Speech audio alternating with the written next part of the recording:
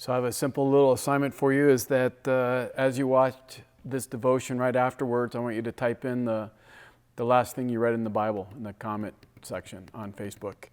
I realize that I'm becoming more forgetful. On Saturday, after playing golf, I forgot a few things in the golf cart, and now, they're no more. Fortunately, that they weren't very valuable, but I still remember how it felt not having Christ in my life. And I remember that when I look back at those days is that I was operating off of a bad formula. That I felt like if I did this, it would equal happiness in my life.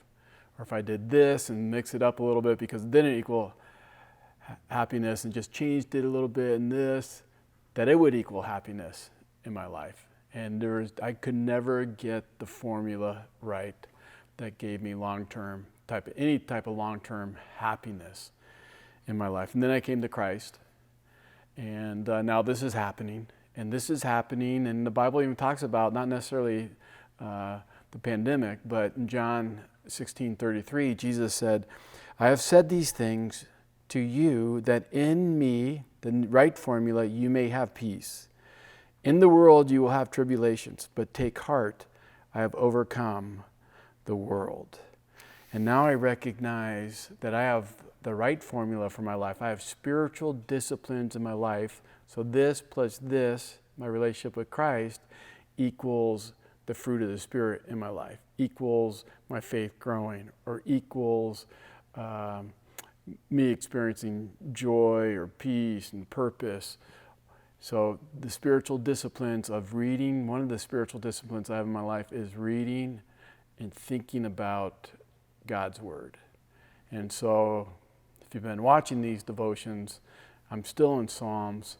Right now I'm in Psalms 119, and there were two verses that I read this morning that helped my heart, that lift my heart up in the midst of the heaviness or the darkness or the loss of freedoms in our life. Is these two verses spoke to my heart today. "Uphold me according to your promise that I may live, and let me not be put to shame in my hope. Hold me up that I may be saved, and I have regard for your statutes continually."